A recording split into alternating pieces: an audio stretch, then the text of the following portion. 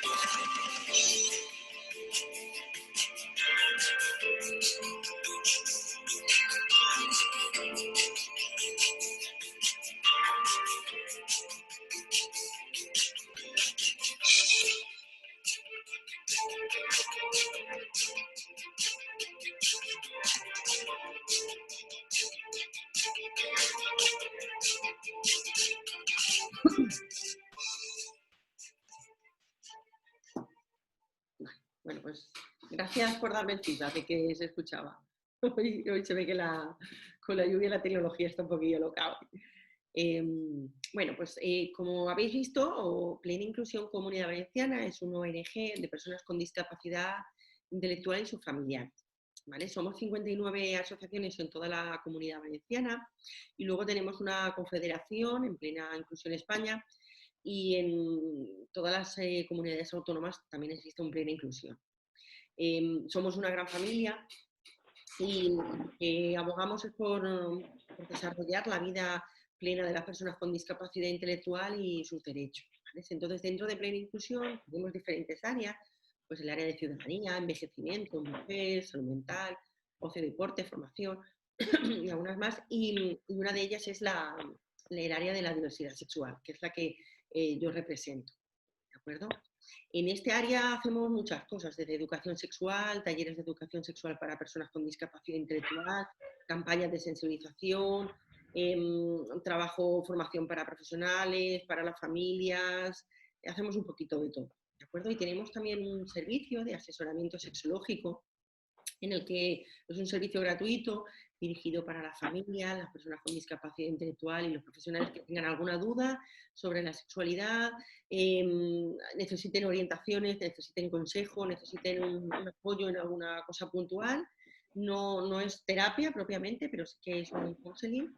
Y bueno, pues es un servicio gratuito que podéis contactar conmigo para lo que sea, para mandaros información, manuales, lo que sea, pues a mi correo o al teléfono de comunicación. Y este servicio es para toda la sociedad, no es solo para las entidades sociales de Plena Inclusión, sino que está abierto a todas las personas.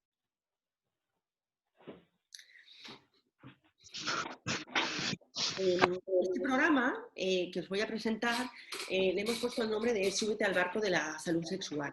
Está subvencionado por la Consellería de Sanidad Universal y Salud Pública y bueno, nos ha sido un honor desarrollar este programa porque nos parece algo fundamental. Llevamos más de 5 años, bueno, sí, alrededor de 7 años haciendo educación sexual en los centros que lo solicitan, pero el tema de la salud sexual siempre es algo que se va dejando para atrás, ¿no? Empezamos por el principio, que debe ser la educación, pero nunca podemos olvidar también la parte de la salud. Entonces, este programa consta de diferentes actividades. Hemos planteado un taller de prevención de infecciones de transmisión sexual para personas con discapacidad, una charla para preparar a las familias y las personas de apoyo en cómo acompañar a las personas con discapacidad intelectual en, en ir a los centros de salud sexual y reproductiva, ¿no? O a las citas ginecológicas, pero también queríamos hacer hincapié, ¿no?, en la formación hacia la personal sanitaria, nosotras, y que realmente es fundamental que también estéis sensibilizados, que conozcáis a las personas con discapacidad intelectual y tengáis unas mínimas nociones de cómo abordar, cómo ofrecer apoyos a las personas con discapacidad intelectual. Que es lo que hemos intentado. Hemos creado 3 folletos, uno para las familias y, como había dicho, para los profesionales, sobre cómo preparar, ¿no?, esa visita, por ejemplo, a los centros de ginecología, uno para las propias mujeres, este sí que es más enfocado a la mujer, para preparar su visita ginecológica, y otro que es un poco más general, que es dirigido a los profesionales sanitarios, sobre cómo abordar, dando unas pequeñas pautas o recomendaciones a la hora de cuando venga una persona con discapacidad intelectual. Entonces, este material, a las personas que habéis elegido, sí, en la hoja de inscripción, de que os enviáramos materiales, pues os enviaremos este material. Para las personas que lo quieran tener, pues en nuestra página web, en Plena Inclusión Comunidad Valenciana.org, pues en el área de diversidad sexual os podréis descargar este material y otros muchos que están relacionados con la salud sexual, con la menstruación, con la sexualidad humana, ¿vale? Deciros que nosotros tenemos algunas guías que están en lectura fácil, que es un tipo de forma de escribir que facilita que las personas puedan acceder a esa información de una manera más sencilla, ¿de acuerdo? Como veréis, todo el rato estoy yo hablando de discapacidad intelectual. Igual alguien ha pensado, ostras, ¿por qué no habla de diversidad funcional, ¿no?, que es un término que está ahora muy en boga y que se utiliza mucho? Nuestro posicionamiento como Plena Inclusión España y como Plena Inclusión Comunidad Valenciana es seguir utilizando el término de discapacidad intelectual. ¿Por qué? Porque fueron las propias personas con discapacidad intelectual las que en un congreso en Toledo votaron y eligieron que querían que se les llamaran personas con discapacidad intelectual. Que planteaban que el paraguas de la diversidad funcional es un paraguas muy amplio que invisibiliza a este colectivo, que también tiene unas necesidades especiales que necesitan unos apoyos específicos. Entonces, por ahora seguimos utilizando el término que eligieron este grupo de personas. ¿De acuerdo? Yo me imagino que algunas de vosotras y de vosotros sí que conoceréis personas con discapacidad intelectual, quizás porque tenéis un familiar o porque trabajáis en un centro con este colectivo o porque acuden a vuestros centros sanitarios, pero es posible que hay otras muchas personas pues no tengáis ese contacto tan directo, ¿vale? Entonces sí que me gustaría al principio explicar brevemente qué es la discapacidad intelectual para tener un poco un marco teórico, ¿vale? Si ponemos en Google, en Internet, de discapacidad intelectual y le ponemos imágenes, lo primero que nos va a salir va a ser esto, ¿vale? Menores, niños y niñas con síndrome de Down, sobre todo, y esto no es una realidad, quiere decir que estos también son unos prejuicios que hay en torno a la discapacidad, ¿no?, a infantilizar este tipo de personas, porque por supuesto hay personas con discapacidad intelectual menores, pero también hay personas adultas, hay personas mayores, personas viejas, hay personas con otros síndromes, el síndrome de X frágil, Prader-Willis, hay múltiples síndromes diferentes, es decir que las personas con discapacidad intelectual es un grupo muy diverso, pero claro, la idea que se suele tener es una persona con síndrome de Down y habría que ampliar esa visión para que no sea tan limitante, ¿vale? En nuestra sociedad aún siguen habiendo muchos mitos en torno a lo que es una persona con discapacidad intelectual. Posiblemente estos mitos y tabús os parecerán que ya están superados, pero si planteamos que las personas con discapacidad intelectual se les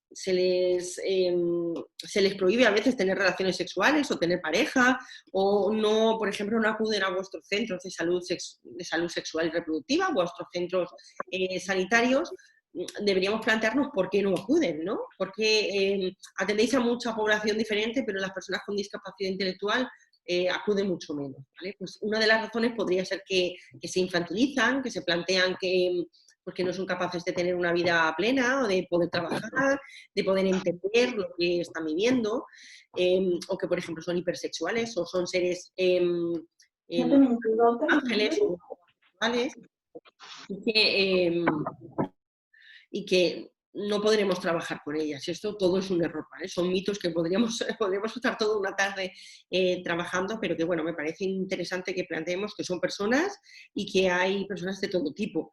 Habrá personas con más necesidades de apoyo, como vamos a ver, que necesitan un apoyo extra, pero habrá personas con unos apoyos que necesiten unos apoyos muy limitados y que puedan conducir, trabajar, tener una pareja, tener familia, etc.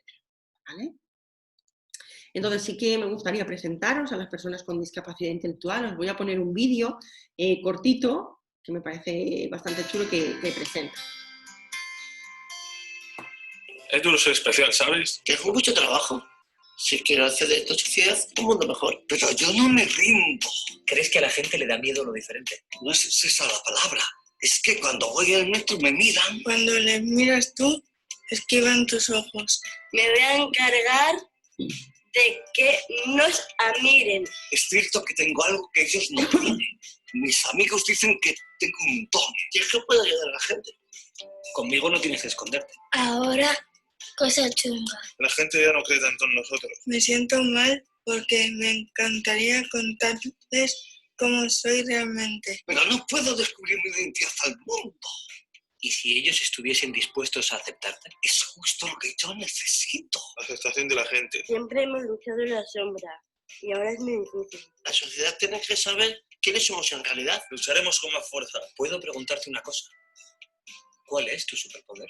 Abrirle la mente. He venido a salvarlos a todos. Acabar con sus prejuicios. Soy Super Daniel. Soy Super Luis. Soy Super José. Soy Paname. Soy Super Laura. Soy Super Jessica. Soy Super Judith. Somos super personas.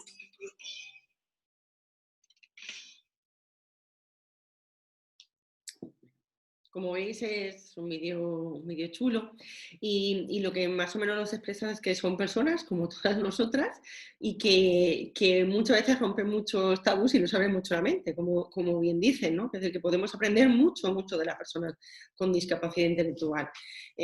A mí no paran de sorprenderme y realmente es muy grato, ¿no? Trabajar con este colectivo.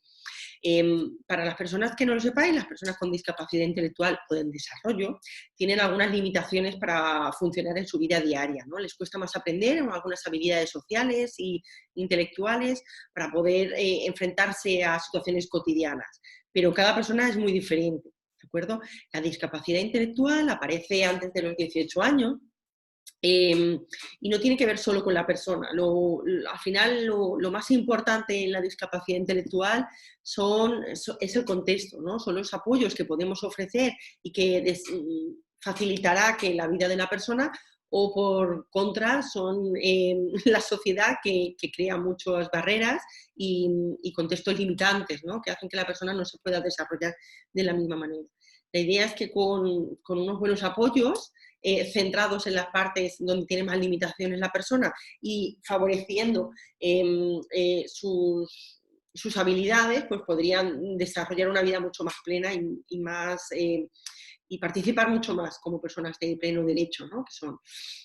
Entonces, pensar que las personas con discapacidad intelectual es un colectivo muy diverso.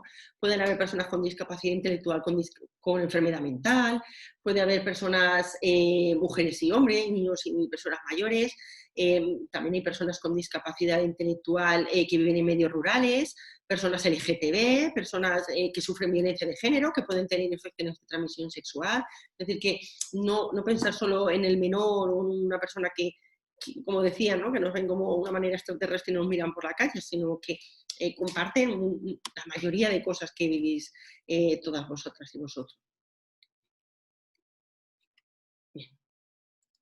La discapacidad intelectual, según la Asociación Americana de Retraso Mental, sería una discapacidad, entre todas las que hay, caracterizada por las limitaciones significativas tanto a nivel funcional como de la conducta adaptativa. Es decir, que no solo no tenemos que basar en la parte del funcionamiento intelectual, sino en la parte también de la adaptación al medio, ¿vale? Y de las habilidades sociales que se puedan disponer.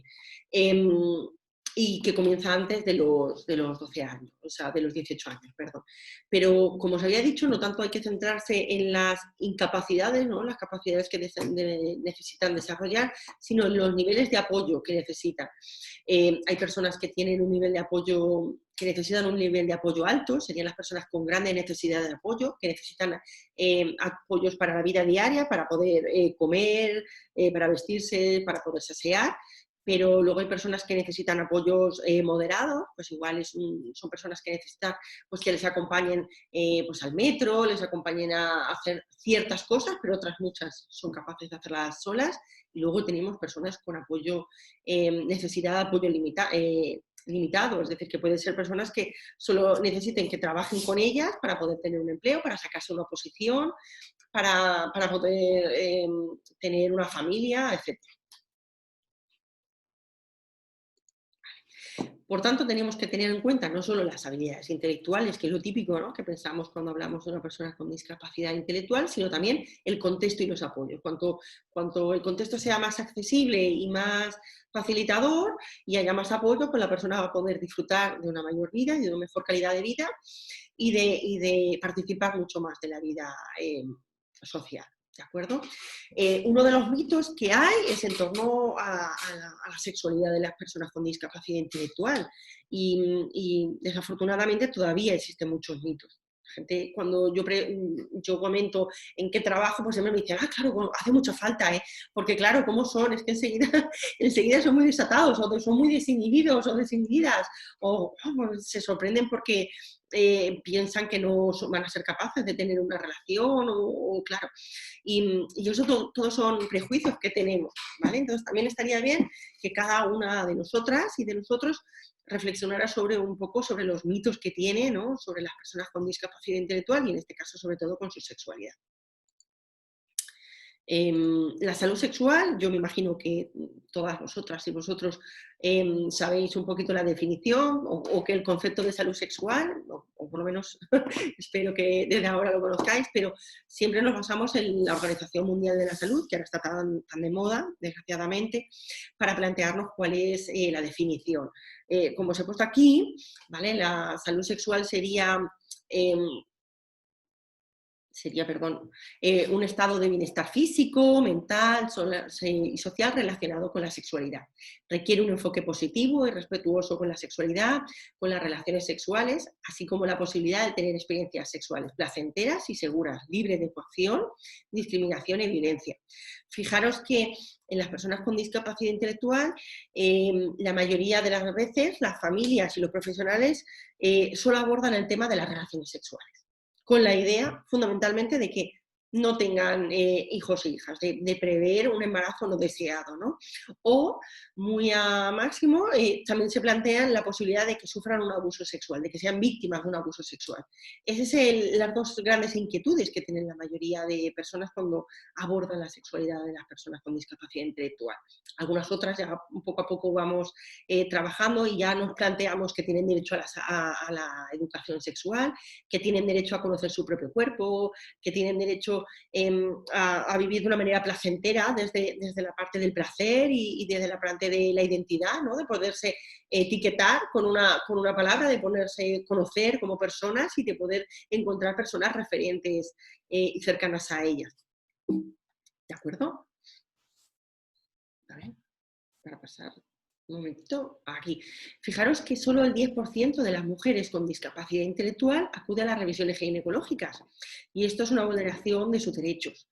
En base a esto empezamos a plantearnos este programa que estamos ahora mismo desarrollando, ¿no?, porque nos parece que es una vulneración muy grave de los derechos de las personas con discapacidad y en principio de las mujeres, ¿vale? Y va en contra de todas las leyes que hay ahora sobre la discapacidad en general. Entonces, claro, nos planteamos de qué les pasa a las mujeres, por qué no van. Es decir, no pueden tener cáncer de útero, no pueden tener cáncer de ovarios, no pueden tener el virus del papiloma humano, no pueden tener una ITS, no pueden tener cáncer de pecho, es decir, no van, solo el 10%, ¿no? Y cuando van, ya os digo, solo son para que les pongan el parche o el implante, sobre todo. Entonces, claro, eso nos parece algo bastante preocupante.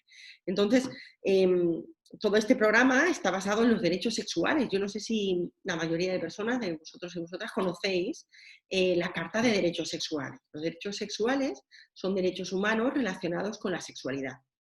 Y no lo digo yo, lo dice la OMS y no, lo dice la UAS, que es la Asociación Mundial de la Salud Sexual, que justo hace, que en 1998, aquí en Valencia, firmaron la Carta de Derechos. ¿De acuerdo? Entonces, como podéis ver en esta imagen, tenemos varios derechos y algunos están relacionados con la salud sexual propiamente. Vale, voy a admitir a otra persona que está por aquí. A ver, perdonadme. Vale. Entonces, antes de continuar con las recomendaciones, voy a intentar salir de aquí. Sí que me gustaría también conocer un poco vuestra opinión, si trabajáis con personas con discapacidad intelectual, si os habéis encontrado en vuestros servicios, en vuestros recursos, en vuestra día a día como profesionales, a este colectivo y las demandas que tenéis. ¿Alguien quiere comentar alguna experiencia que haya vivido? Todas a la vez no, ¿eh? Por favor. Si os da vergüenza podéis escribir en el chat, que tampoco pasa nada. O sea que debo entender que nadie conoce a ninguna persona con discapacidad intelectual. Nadie.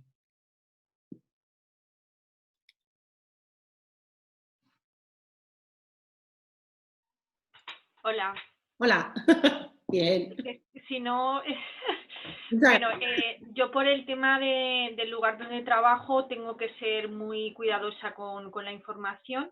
Entonces, sí que ahora mismo, o sea, estoy trabajando con personas y la idea era un poco el entender el enfoque, porque no tenemos, ¿cómo explicar?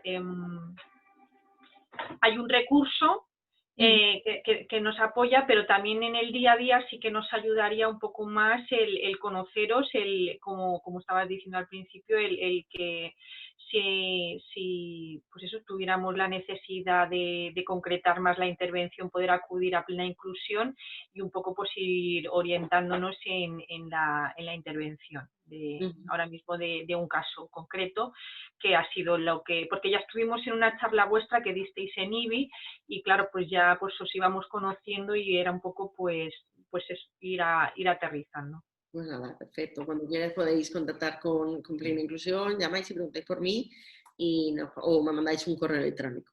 ¿Vale? Entiendo que tú sí que trabajas con personas con discapacidad intelectual habitualmente. Sí. Y, sí, bueno, el tema es lo que tú estás diciendo, cómo pasamos yo soy educadora social y no me he especializado en esa discapacidad intelectual, entonces al estar trabajando con el colectivo me he encontrado con un caso que tengo que trabajar con este caso y entonces es cuando dices, ostras, me faltan herramientas, me falta comprensión y tengo que salir de mis estereotipos porque yo, por todo a nivel individual, tiendo a sobreproteger.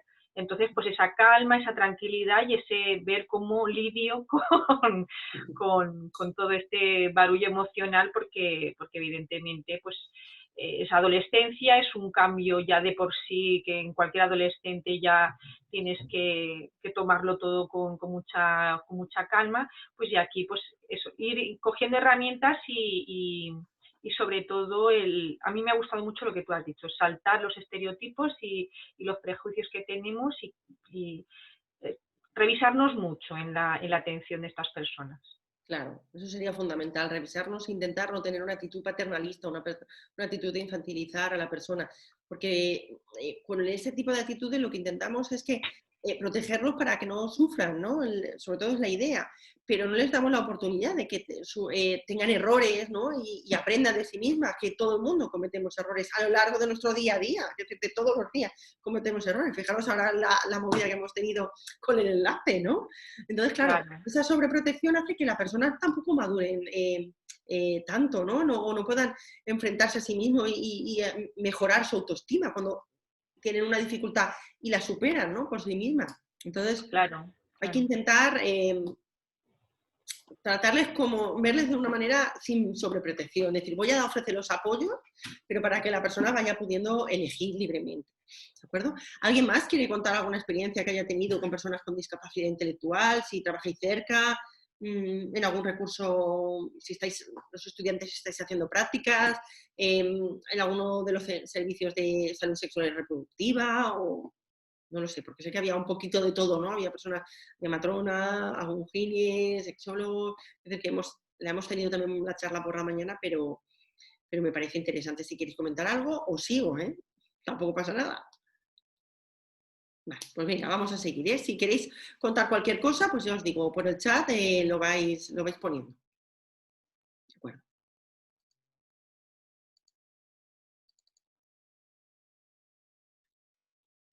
Un momentito.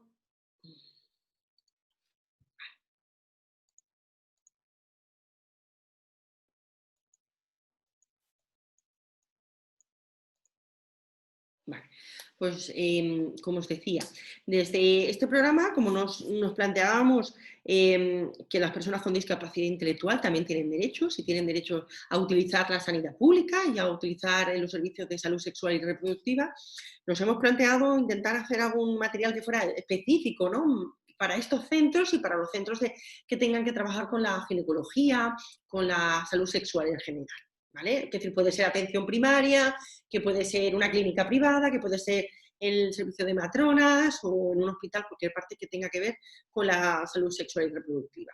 Entonces, yo no sé si todo el mundo conoce que en la Comunidad Valenciana tenemos afortunadamente unos centros de salud sexual y reproductiva. Antiguamente se decía en planificación familiar y en algunas comunidades me consta que aún siguen teniendo esa terminología, pero aquí en la Comunidad Valenciana hemos sido muy novedosos y tenemos un nombre realmente mucho más correcto y rico, ¿no? Que sería Centro de Salud Sexual y Reproductiva.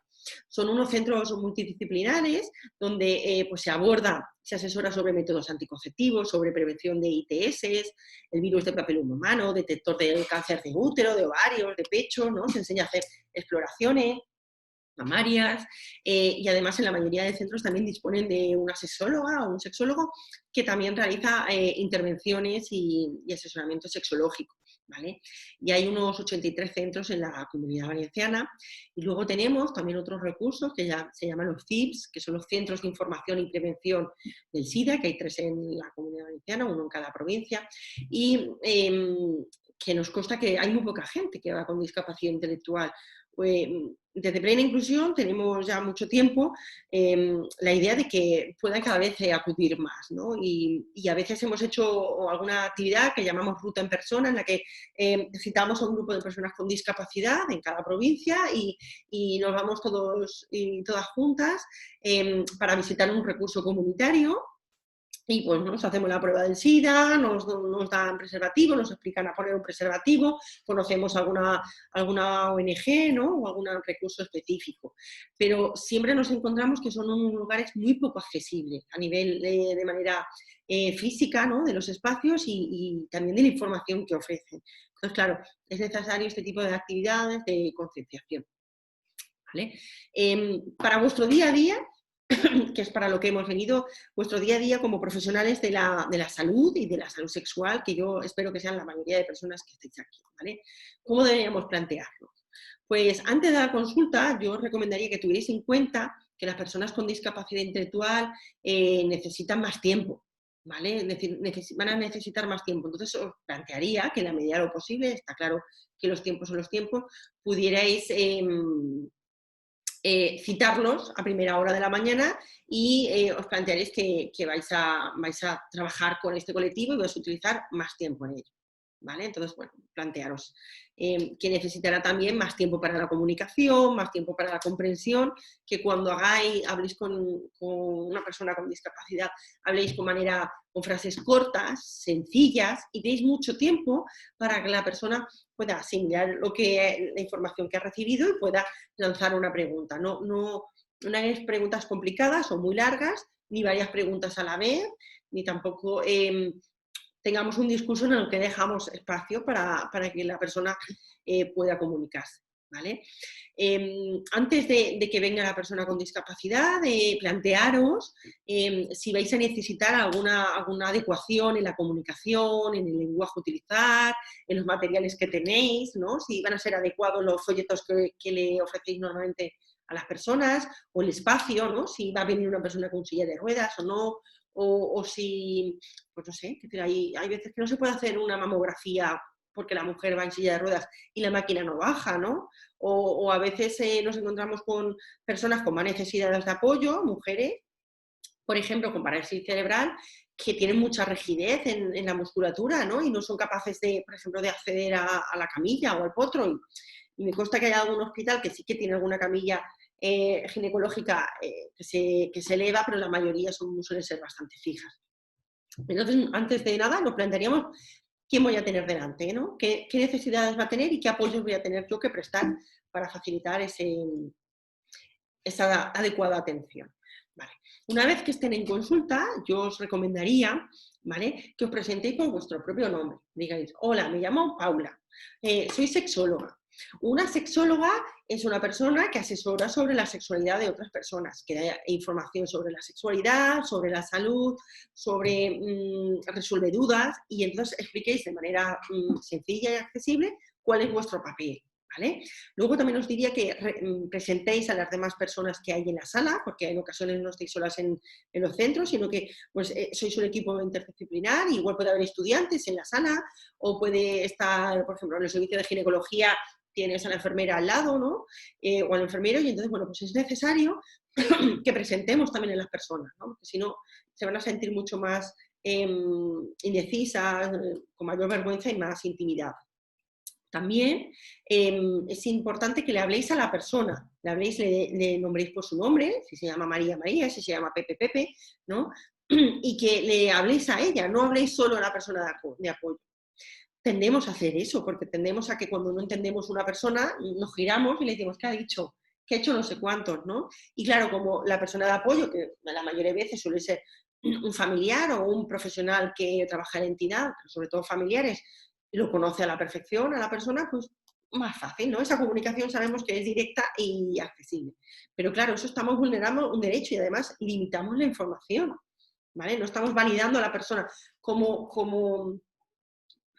persona que es la usuaria principal, ¿no? La que va a recibir los cuidados de salud sexual. Entonces, intentemos hablar con la persona, hablar despacio, ¿vale? Y sobre todo, plantearos la pregunta, ¿me estoy explicando? ¿Qué has entendido? ¿Le explicas alguna cosa? Bueno, y ahora explícame con tus propias palabras qué has entendido. Porque no demos nada por supuesto. Eso sería, si os vais con esa frase, para mí yo estoy feliz, ¿eh? Si os estáis con la frase de no deis nada por supuesto. Es decir, de lo que yo creo que he podido explicar a lo que la otra persona ha podido entender, puede haber un mundo, ¿vale? Y recordar, pues, en las normas de la Escuela de Palo Alto, que nos decía que en la comunicación lo importante es el comunicador, ¿no? Que es el que tiene que favorecer el mensaje. El que tiene que hacer un esfuerzo comunicativo es el que comunica, ¿vale? También en la consulta tener en cuenta la diversidad sexual. Las personas con discapacidad intelectual también son LGTBI, ¿vale? También pueden sufrir violencia de género, también pueden sufrir abuso sexual, también pueden tener problemas de erección o de anorgasmia o de cualquier otro tipo de trastorno. Es decir, que no pensemos que porque tengo una discapacidad no va a poder sufrir otras muchas situaciones de su vida diaria. ¿Vale? Entonces, planteemos, ¿no? Cuando le preguntemos, por ejemplo, a una mujer y le digamos, ¿tienes novio? No. Y ya nos quedemos ahí pensando que no tiene pareja, planteemos, bueno, pregunta que no tiene novio, pero igual tiene novia. Quizás la persona con discapacidad, me pasa en muchos colectivos, cuando preguntamos directamente si tú tienes novio o novia, pues la persona se tira como un pasito para atrás, ya se siente que no está siendo reconocida, que hay un posible prejuicio y entonces ya la comunicación se va cerrando. Cuando preguntamos, ¿tienes pareja? Bueno, pues damos más abierto a que cada uno piense lo que tiene, ¿no? Y a quién le gusta, por ejemplo. ¿De acuerdo? En las entrevistas, preguntar sobre las relaciones sexuales, explicarlas, de qué práctica estáis pensando. ¿vale? Porque muchas veces decimos, ¿tienes relaciones sexuales? Y la persona no sabe muy bien contestar, o igual os dicen que no, pensando en la penetración, pero puede que tenga otras muchas prácticas sexuales, ¿no? El petting, ¿no? El magreo, puede ser que practique sexo oral o sexo anal, y nosotros estemos aquí pensando solo en la penetración vaginal, porque tenemos en la mente que todo el mundo es heterosexual. Y eso sería también otro error, ¿no? Otro prejuicio que podríamos plantearnos con las personas con discapacidad intelectual. Entonces, tengamos en cuenta que cuando vayamos a preguntarle o a hablar de algo de las prácticas sexuales, expliquemos de qué práctica nos estamos hablando concretamente, ¿vale? También cuando vayáis a hacer algún proceso, alguna intervención con estas personas, pues yo os recomendaría que anticipéis, que contéis antes lo que va a suceder. La anticipación es una de las cosas que más ayuda a que la persona entienda y comprenda lo que va a suceder y además se relaje, porque cuando una persona está estresada nos cuesta entender mucho más, ¿de acuerdo? Entonces, si, por ejemplo, va a tener que hacer una revisión ginecológica, una citología, pues yo os recomendaría que entraréis a la persona, os presentaréis por vuestro nombre, contaréis quién sois, como os he dicho, presentéis a las otras personas, le habléis y digáis, mira, primero voy a coger y vamos a hacer una entrevista y te voy a hacer unas preguntas. Luego te voy a pedir, mira en esa puerta, te voy a pedir que vayas a esa puerta y te desvistas. Que te pongas una bata que tenemos ahí al lado. Después de la bata, te voy a pedir que entres en una habitación y que te sientes en una camilla especial que le llamamos codo. Luego vas a tener que poner las piernas para arriba, no tengas vergüenza, ¿vale? Nosotros te vemos siempre como una persona, como un paciente, no nos importa tu desnudez ni cómo sea tu cuerpo. Lo que vamos a hacer es que vamos a utilizar un aparato y le enseñáis el aparato, ¿no? En este caso un espéculo, y vamos a poner un lubricante en este aparato para abrir un poquito tu vagina. Esto va a durar 1 minuto o menos. Esto también puede ayudar mucho, que le ofrezcamos la información de cuánto tiempo va a durar, porque las personas tienen mucho miedo, las mujeres tienen en ocasiones mucho miedo, ¿no? a las revisiones ginecológicas, en los procesos de este tipo, y entonces nos planteemos cuánto va a durar, ¿no? ¿Y qué vas a sentir? Puede ser que sientas un pellizco, puede ser que sientas que algo está frío, puede ser que sientas un poco de dolor. Tranquila, esto va a durar menos de 1 minuto. Todas estas recomendaciones van a hacer que la persona esté más segura, más relajada y pueda facilitar vuestra exploración, ¿vale? También tener en cuenta que hay personas con discapacidad intelectual que pueden tener grandes discapacidades o necesidades mucho más amplias y dificultades motoras o de rigidez, ¿de acuerdo? Entonces los movimientos en este caso para personas, por ejemplo, mujeres con parálisis cerebral, deberían ser movimientos mucho más suaves, es decir, dejando que la persona vaya moviéndose poco a poco o pidiéndole a la persona de apoyo que nos preste, que nos ayude a mover a la persona, que los movimientos sean muy suaves y que nos dediquemos más tiempo, ¿no? a poder darle esa participación, porque si no puede sufrir una situación muy complicada que pueda llevar a tener pues una fobia, a ir a los servicios de sanidad o un pequeño trauma, que suele ocurrir bastante, ¿vale? No utilicéis un lenguaje complicado, pero sí que sería importante que la persona conozca los efectos secundarios, por ejemplo, de los métodos anticonceptivos, hormonales, que si vamos a hacer algún tipo de intervención pidamos su consentimiento informado, a ella, a la propia persona, no solo a su persona de apoyo, ¿no? A su tutor legal, aunque esté, por ejemplo, la idea de antes de incapacitada, aún así tenemos que desarrollar nuestra propia empatía y favorecer la autodeterminación de la persona. Entonces, intentemos facilitar en la medida posible que nos den un consentimiento informado, ¿no? Para ello, pues utilizar un lenguaje sencillo y materiales accesibles cognitivamente, que es algo que os voy a explicar ahora luego, ¿vale?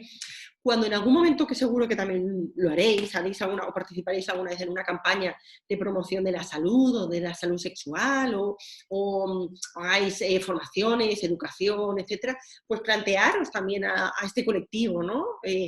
Os digo, por ejemplo, que desde los centros de salud sexual y reproductiva también se aborda la educación sexual a través de un programa que se llama PIES, que van a segundo y tercero de la ESO, pero no van a los centros de educación especial, aunque tengan la misma franja de edad, ¿de acuerdo? Claro, esto lo que hace es que haya mucha menos educación y mucho menos conocimiento del propio cuerpo.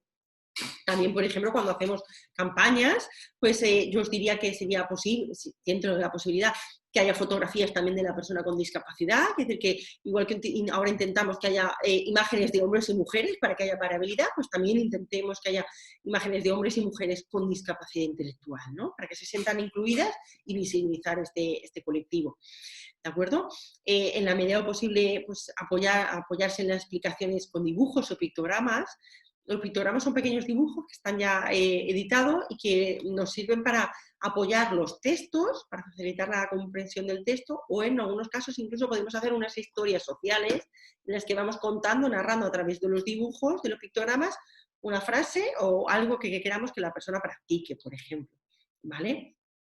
Os recomendaría también utilizar la accesibilidad cognitiva, la lectura fácil, que os formarais en este tipo de metodología, ¿vale? Porque realmente es un derecho de la persona. Ahora mismo, por ley, los centros públicos tienen la obligación de crear espacios accesibles y de trabajar la accesibilidad, ¿vale? De manera completa y universal. Y dentro de la accesibilidad universal, pues también deberíamos plantearnos la accesibilidad cognitiva, que es tanto en los espacios, intentar favorecer que en nuestro despacho pues pongamos, por ejemplo, nuestro nombre y nuestra foto al lado de nuestra mesa. En la entrada, por ejemplo, si pudiéramos poner nuestro nombre y nuestra foto, pues facilitaría, o el nombre y la función, no sala 1, sala 2, sino pongamos sala de ginecología, sala de curas. Esto facilita, pero facilita para todo el mundo, como vamos a ver ahora, ¿vale? Os voy a poner un vídeo pequeñito que nos va a explicar qué es la accesibilidad cognitiva, para que seguro que lo explica mejor que yo. Hola, os preguntaréis qué es eso de la accesibilidad cognitiva. Bueno. Voy a ver si soy capaz de que me entendáis. A ver si lo hago accesible.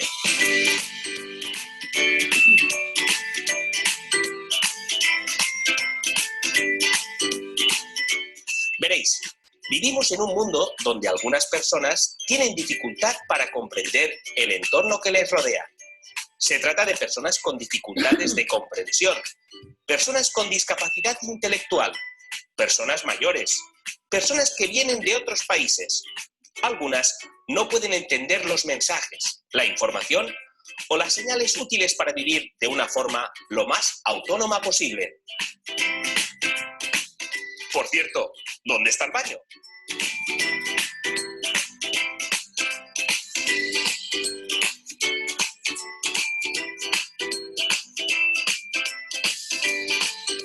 Todo el mundo tenemos derecho a aprender, leer, trabajar y, por supuesto, divertirnos. ¿Me perdonad? ¿Se está viendo el vídeo? Porque estáis comentando por el chat que no. Vale, perdonadlo. Voy a intentar, voy a intentar arreglarlo. No sé qué habrá pasado porque en el otro sí que lo estáis viendo. A ver, un momentito que deje de compartir e intento arreglarlo. A ver si soy capaz de ver qué ha pasado aquí. Porque los demás, esta mañana sí que hemos podido verlo.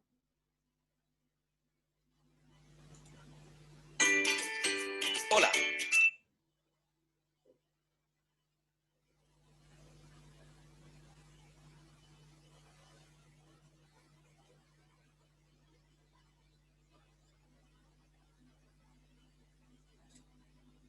Os preguntaréis qué es eso de la accesibilidad cognitiva. Bueno. Voy a ver si soy capaz de que me entendáis. A ver si lo hago accesible.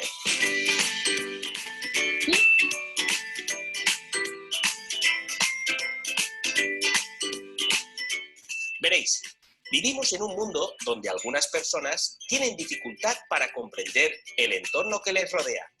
Se trata de personas con dificultades de comprensión, personas con discapacidad intelectual, personas mayores, personas que vienen de otros países. Algunas no pueden entender los mensajes, la información o las señales útiles para vivir de una forma lo más autónoma posible. Por cierto, ¿dónde está el baño?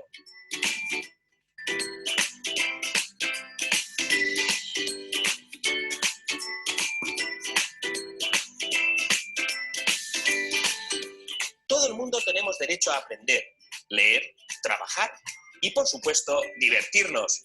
Todo el mundo tenemos derecho a experimentar el gozo de vivir. A ver, acercaros.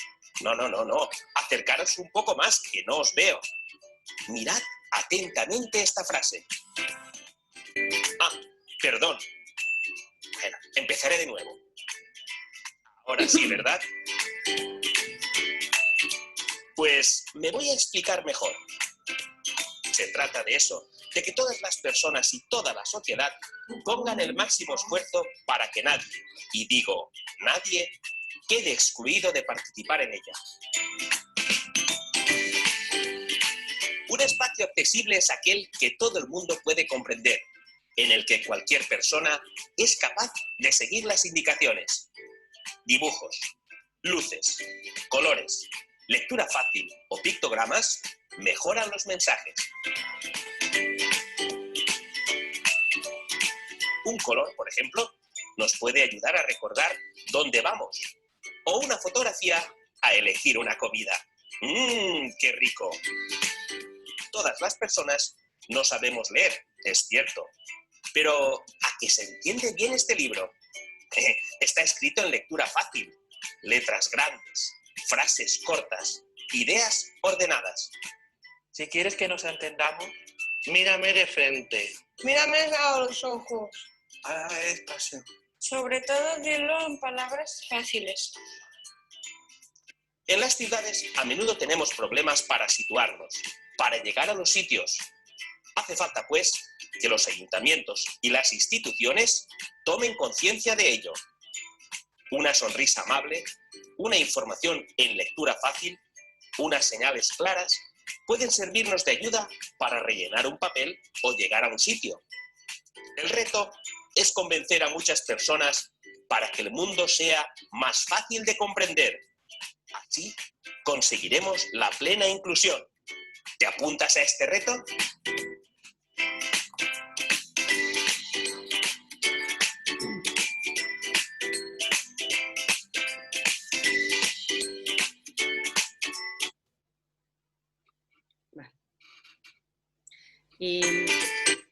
Me lo paso.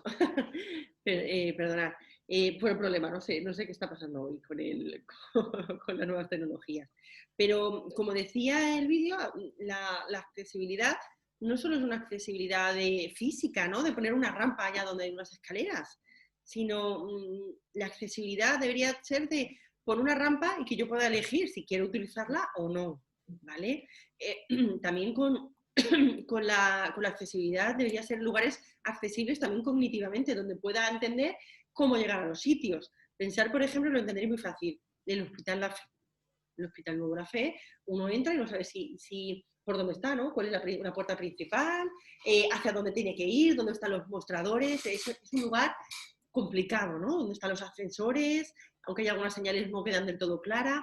Nuestro equipo de validadores sí que han ido con un grupo de personas con discapacidad a La Fe y dieron unas recomendaciones, pero en principio es un lugar bastante complicado para muchas personas, para personas mayores, para personas inmigrantes, y yo también me he perdido alguna vez allí, ¿de acuerdo?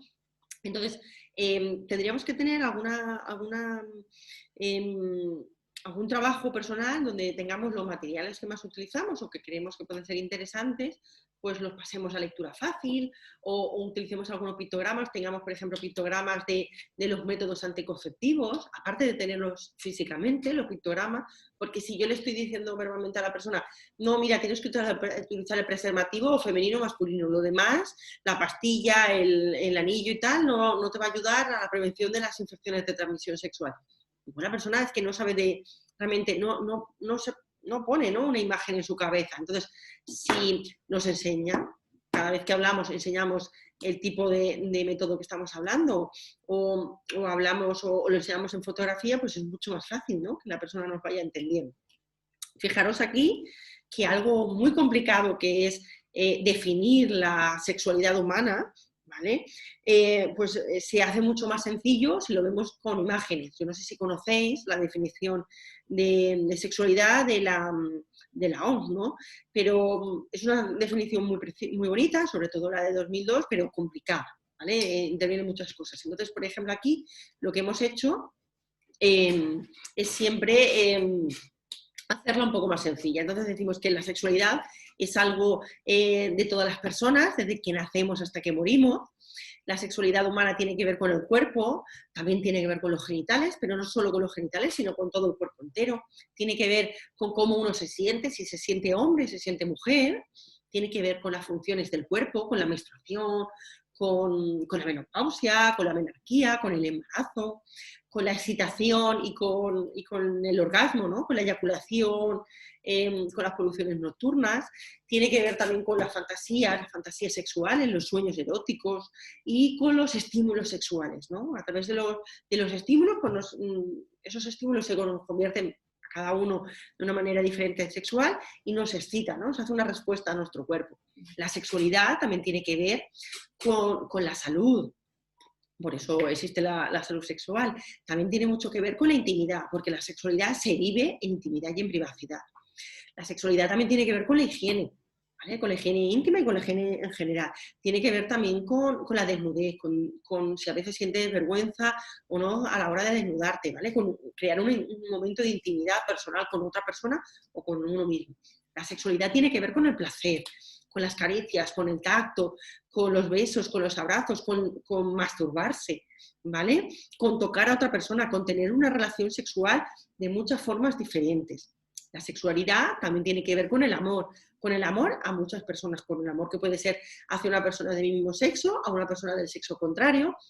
Me pueden gustar muchas personas distintas, ¿vale? La sexualidad también tiene que ver con hablar, con responder dudas, con la familia. La familia es una de las personas, de las partes más, que más nos socializan y educan.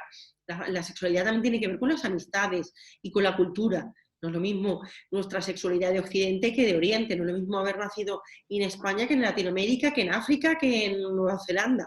Pues las cosas que nos erotizan también son distintas. La sexualidad también tiene que ver con la educación, ¿vale? La educación reglada y no reglada. Tiene que ver con los derechos, como hemos visto antes, los derechos sexuales. También la sexualidad tiene que ver con las emociones, si yo vivo la sexualidad de manera placentera, si yo me siento contento, contenta, o por el contrario siento miedo, vergüenza o malestar, ¿vale? La sexualidad también tiene que ver con la libertad de poder elegir con quién quiero compartir mi sexualidad, ¿no? Con el consentimiento. Entonces esta sería una manera mucho más accesible a través de los pictogramas que dar por sentado que uno sabe qué es la sexualidad, porque para cada persona la sexualidad es algo distinto, ¿vale? Para apoyarnos en este tipo de expresiones y de comunicación tenemos un portal en internet que se llama Arasac, que es una página del gobierno de Aragón que han creado miles y miles de pictogramas. Entonces yo os invito a que os metáis dentro de arasac.org y apretéis a donde pone pictogramas y digáis lavarse los dientes, vagina, eyaculación, infección, preservativo, y entonces, bueno, pues vayáis buscando los pictogramas que creéis que son interesantes, que tengáis en vuestro propio puesto de trabajo. ¿Vale? Os pongo aquí algún ejemplo para que lo entendáis también. Fijaros, para apoyar a una mujer con discapacidad intelectual he creado estas imágenes, ¿vale? En la parte de abajo tenemos lectura fácil y ha sido validada por un grupo de mujeres con discapacidad intelectual, y en la parte de arriba tenemos pictogramas que podrían hablar de una historia social, de lo que va a ocurrir para adelantar a la persona cuando va a ir a ginecología. Entonces ahí hemos puesto de las mujeres con discapacidad intelectual, tanto mujeres con grande necesidad de apoyo como mujeres con apoyo intermitente, tienen derecho a ir a los centros de salud sexual y reproductivas y hablar con una ginecóloga o con un sexólogo. En la lectura fácil no se desdobla, no se puede hablar de ginecólogos y ginecólogas, hay que buscar siempre la forma más sencilla. Entonces, como no podemos utilizar un lenguaje tan inclusivo, ¿de acuerdo? Pues utilizamos a veces un poco lo que creemos que puede ser más habitual. Puede haber más ginecólogas que ginecólogos. Entonces y luego, pues, por contra, hemos puesto, por ejemplo, el sexólogo masculino, ¿no? Para que haya más variabilidad. Por otro lado, también le decimos que tú, como mujer con discapacidad, puedes elegir qué persona quieres que te acompañe, a la revisión ginecológica. Entonces, fijaros que hemos puesto pictograma de elegir a una persona y que esa persona te acompaña, ¿no?, a esa revisión. En la revisión con la ginecóloga te hará unas preguntas, te pedirá que te desnudes y que te pongas una bata. La ginecóloga te pedirá que te tumbes en una camilla y revisará tus genitales. También puede que te haga una citología o una ecografía. La ginecóloga puede revisar tus pechos para ver que todo está bien. Si esto nos lo explican de bien pequeñas a las mujeres cuando vamos a ir la primera vez a ginecología, pues ya tendríamos un poco una idea de lo que va a pasar, ¿vale?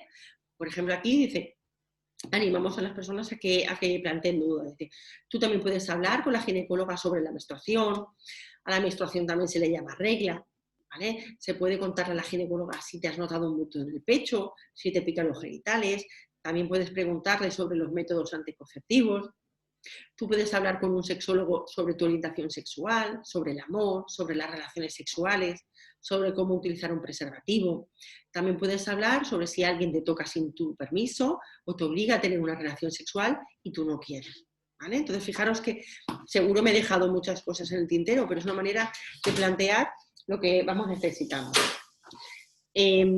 Aquí también planteamos que las relaciones sexuales, para ser unas relaciones sexuales saludables, pues necesitamos utilizar un método anticonceptivo para protegernos de las infecciones de transmisión sexual y de los embarazos no deseados, ¿vale? Y por último, también la ginecóloga necesita el consentimiento informado para ponerte en contacto en los métodos anticonceptivos, para hacerte una ligadura de trompas o otro tipo de operaciones. Me vais a disculpar un momentito, que estoy teletrabajando y ha venido mi hija. Y voy a sacarla, ¿vale? Disculpad un momentito.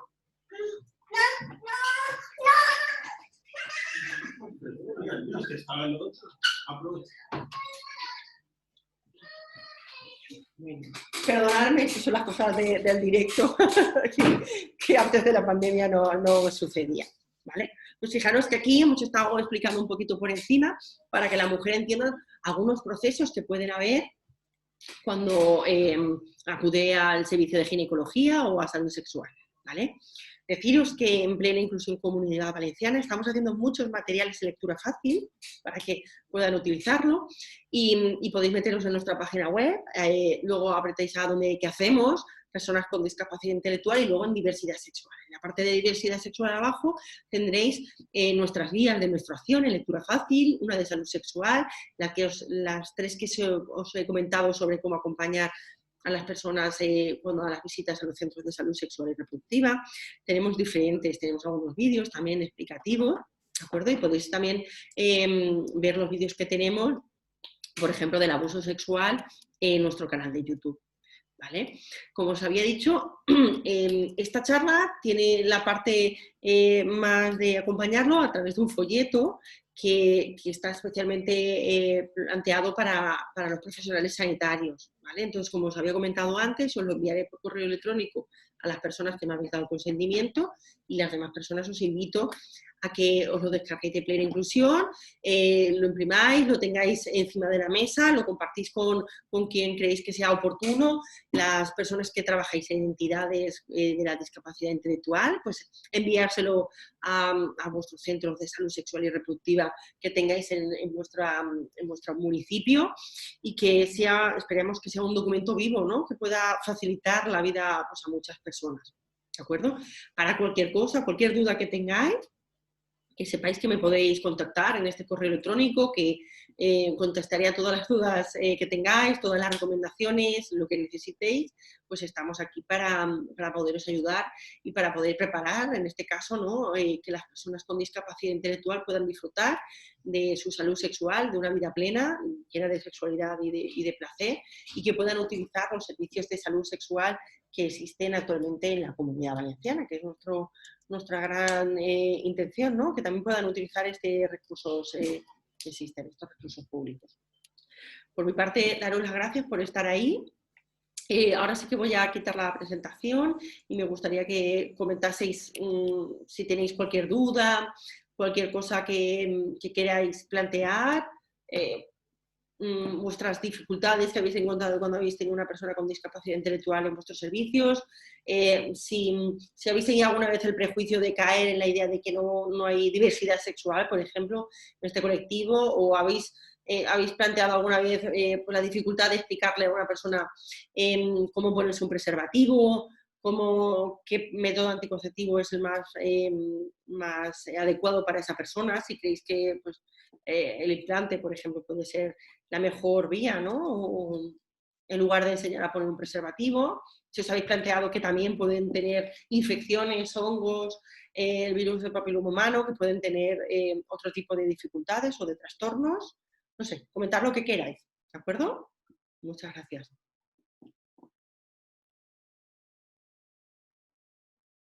Podéis también utilizar el chat, que si alguien en lugar de hablar prefiere escribir, yo lo leo.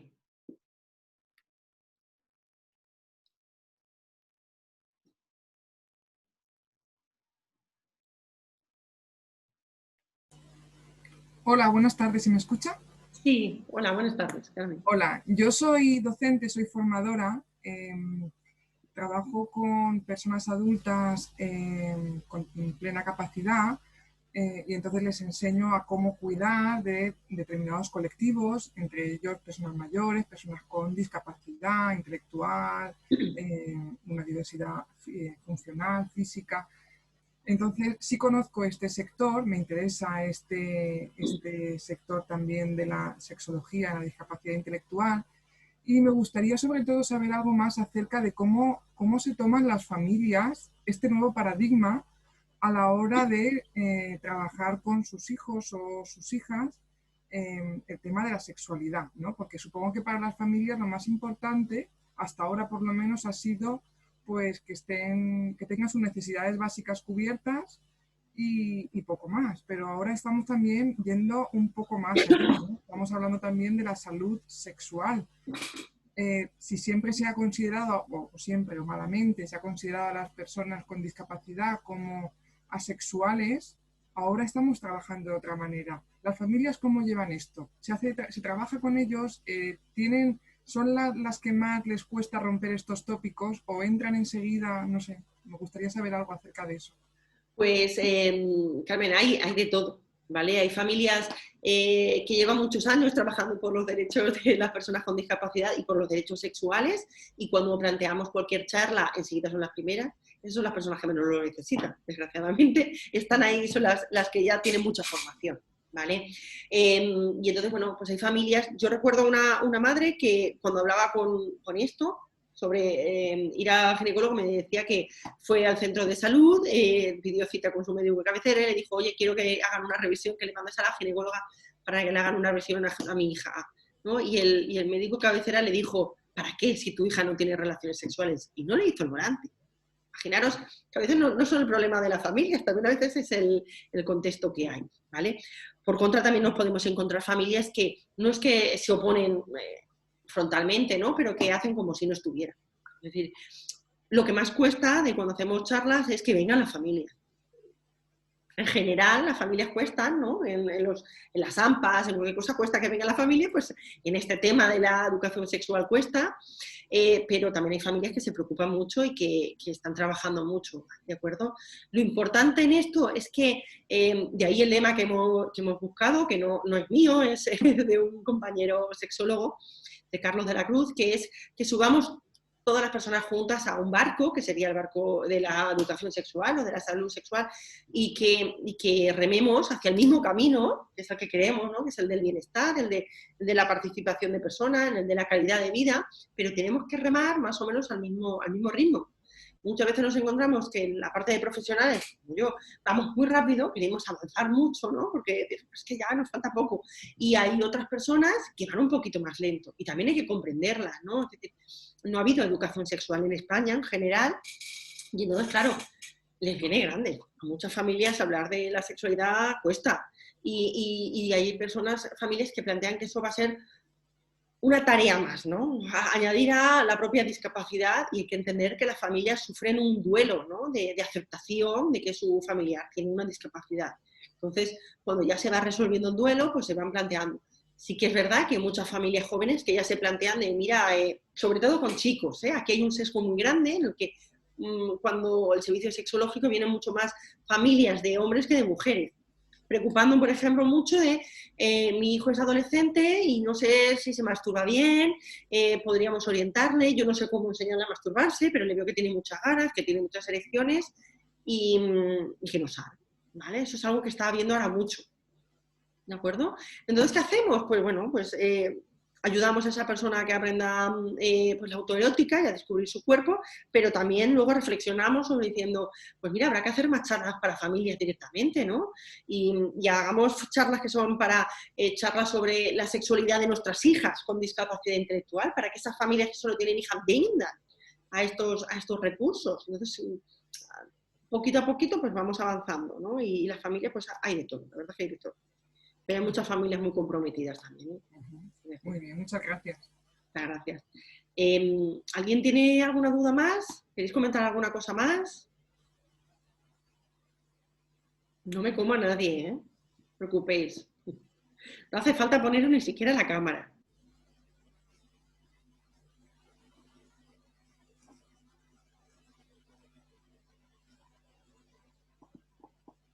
Bueno, pues si no hay ninguna duda.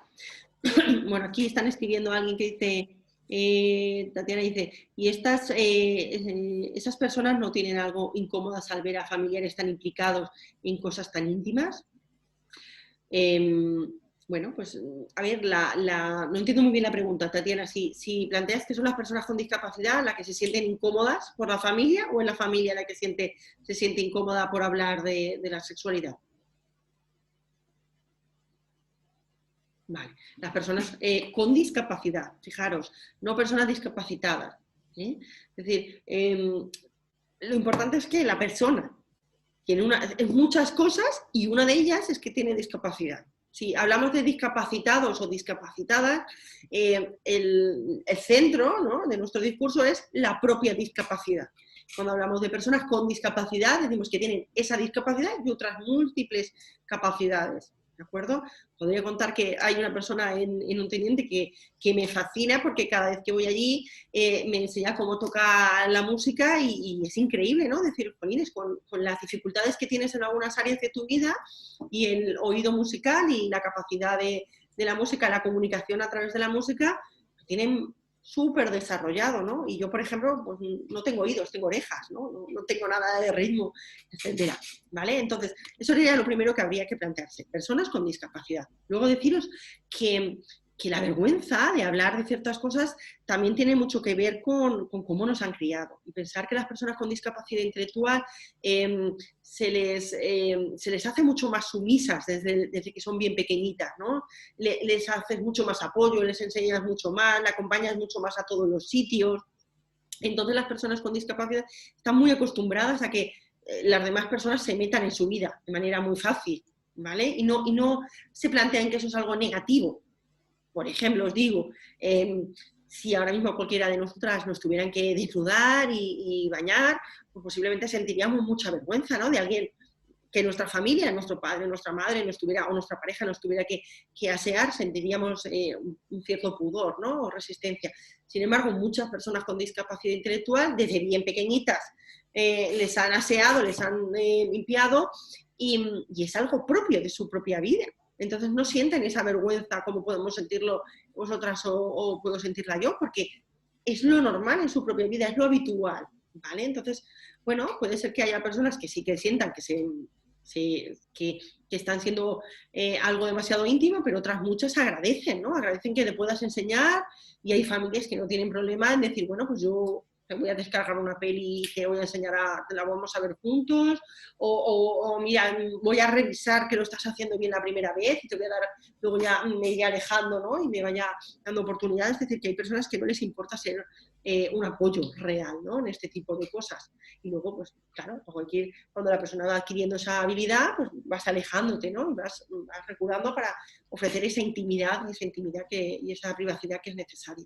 Pero bueno, hay otras muchas veces que la persona no lo ve. Pensar que muchas de las conductas que tenemos sexuales o de los tabús que tenemos son cosas culturales, ¿vale? Igual que es cultural que nos pongamos ropa interior roja y que eso lo consideremos algo sexy, y en otra cultura igual la roja ni fu ni fa, y en la amarilla, y en otra la ropa interior no es nada sexy y lo que es más bonito es estar desnudo, pues en también otras cosas, ¿no? Como el pudor, puede ser también una cosa muy social, que también puede tener un porqué, ¿no? Que biológicamente también puede tener una función adaptativa, pero que es algo como muy social. Víctor dice, es que visto desde nuestro punto de vista parece más complejo de lo que es para ellos, imagino. Depende, hay personas que les va a costar mucho y que no, por ejemplo, una persona con gran necesidad de apoyo, entender qué es la excitación que está sintiendo puede ser muy, muy complicado, sobre todo si no nos paramos a plantearnos qué es lo que necesita. Está entendiendo que, por ejemplo, la lubricación que tiene la vulva, cuando ve a una persona o algo, le estamos poniendo palabras para que entienda todas esas emociones que ocurren, por ejemplo, en la adolescencia o en la primera juventud con esos vaivenes hormonales. Pues puede ser muy complicado también para ellas, por eso la necesidad de utilizar un lenguaje accesible, ¿no? O pictogramas, pero también a veces para nuestro punto de vista también es complejo, porque hace falta formarse, hace falta tener más paciencia y hace falta también tener un cierto interés, ¿no? En querer hacer las cosas pues más centradas en la persona, que sería la forma que nos plantearíamos trabajar, ¿vale? Por eso os digo que si tenéis interés, que Plena Inclusión hace cursos gratuitos de accesibilidad cognitiva, que, por ejemplo, desde mi área también hacemos cursos de formación en diversidad sexual o en sexualidad, hacemos charlas de mucho tipo, ¿no? De prevención de las ITS, de otras muchas cosas, ¿no? Entonces, si alguien tiene más interés, pues bueno, quiere adquirir un poco más de habilidades, pues hay varias asociaciones y también Plena Inclusión que podéis pues, acudir a nosotras para también pues, tener esa parte, ¿de acuerdo? No sé si hay alguna persona que quiera comentar algo más, si no, pues nos despedimos. Hay alguien, Aquarius se está ya despidiendo. Yo os doy las gracias por estar aquí un día tan lluvioso y de haber tenido la paciencia que habéis tenido al principio con lo de los enlaces y luego con los vídeos, pero bueno, a veces es la primera vez que me pasa eso, ¿eh? Sí, yo siempre te consuelo porque de normal todo funciona muy fácil y es sencillo, pero bueno, pues nada, se ha podido solucionar y lo hemos hecho de una manera un poquito más accesible. Daros las gracias a todas las personas, recordar que vamos a grabar esta vídeo, entonces intentaré cortar la parte que hacéis preguntas para que no aparezca vuestra cara, pero bueno, colgaremos el material próximamente en nuestro canal de YouTube y si necesitáis verlo en algún momento o cualquier otra cosa, pues ahí está, ¿de acuerdo? Una pregunta. Sí, perfecto. Con lo que habías dicho antes, con respecto al tema del trato hacia las personas con discapacidad, ¿no te hace a veces complicado igual? O sea, sé que no nos tenemos que complacer de ellos, pero ¿no se te hace a veces complicado? ¿Complicado? Sí, claro, pero complicado me es para todo el mundo. Que decir, educar para mis hijos también me es complicado. Y soy sexóloga, es decir, que nada es fácil. Lo que hay que plantearnos es cuáles son, que siempre hay que plantearse quién tengo delante, qué necesidades tiene y qué capacidades tiene, ¿no? Y en base a unos mínimos que están, por ejemplo, de educación sexual, que está planteado por la OMS, yo no me invento nada, ¿no? Esto siempre está basado en la ciencia sexológica, pues nos planteamos esos mínimos y luego mucha creatividad a la hora de intentar hacerlo más accesible. Por ejemplo, yo para explicar cómo poner un preservativo, pues iba a los centros y veía que había mucha dificultad a la hora de poner el preservativo, ¿no? Que se equivocan de abrirlo, es muy difícil el preservativo abrirlo porque hay veces que tienen menos psicomotricidad fina. Luego poner un preservativo, pues te lo puedes poner por un lado o con el otro y te puedes equivocar. Seguramente todo el mundo nos hemos equivocado alguna vez a poner un preservativo. Y entonces había unas ciertas dificultades y entonces estuve indagando y encontré, por ejemplo, preservativos que son así, más grandes, el blister es mucho más grande, más fácil de abrir y luego tiene un adaptador en la que lo pones y con una sola mano puedes empujar para poner un preservativo. Entonces, para mí me servía. Para muchas personas que no podían acceder y que era mucho más difícil hacer esa práctica de ponerse un preservativo, pues con este preservativo más adaptado, pues podía funcionar mucho más. Aún así, había gente que lo ponía al revés. Algún día me pondré a que podría ser una parte verde, ¿no? La parte de arriba verde y la parte roja del aplicador, llevo como un aplicador, la parte roja que sea la de detrás, ¿no? Y entonces así que sería muy fácil, yo me pongo la verde y sé que la roja no. Es decir, que a veces tenemos que utilizar cosas que es la creatividad. ¿Que puede ser difícil? Pues a veces es difícil, pero sobre todo a veces se hace con tu base que tú tengas, ¿no? Base teórica y base de conocimientos, y luego con ensayo y error, que es decir, planteas una hipótesis sobre lo que está sucediendo y un camino a dirigirte hacia el objetivo. Que ves que no funciona del todo, bueno, pues modificas ese objetivo o ese camino, ¿no? Y vas probando. Porque sí que es verdad que hay personas, por ejemplo, personas con espectro autista grandemente afectadas, que a veces no tienen ni el concepto de identidad sexual, ¿no? Creado, ni siquiera se conciben como hombres o como mujeres. Pero eso no quita que puedan tener un cuerpo sexuado, que tenga un orgasmo, que tenga una eyaculación y que pueda ser incómodo, ¿no? O que deban aprender. Entonces, bueno, que al final nos podemos plantear que lo complejo puede ser un reto y cuando lo vas consiguiendo pues puede tener mucha más satisfacción. No sé si esto, Víctor, te ha respondido un poco. También hay personas muy, muy formadas y si queréis tener más información, hay personas que ya hay, por ejemplo, muchas guías de educación sexual, muchos libros enfocados con la familia, con cómo trabajar. Es decir, a veces falta más lo que es la material del día a día, pero guías hay un montón, ¿no? Para aprender a enfrentarse a estas situaciones y al final lo mismo que le explico a una persona con discapacidad, le explico a mi familia, le explico a mis hijos o les explico a mis compañeros de trabajo, ¿no? Las mismas materiales pues, podría utilizarlo para todos los colectivos. Al final la clave va a estar en la accesibilidad, ¿no? En hacer más accesibles lo que voy a explicar. Gracias, Víctor, a ti por preguntar. ¿Alguien más tiene alguna duda o queréis comentar alguna cosa? Y si no, pues damos por finalizar la charla. Vale. Bueno, pues nada, muchas gracias a todas las personas y que paséis una buena noche y un fin de semana. Y que nada, mucha salud para todas las personas. Hasta luego.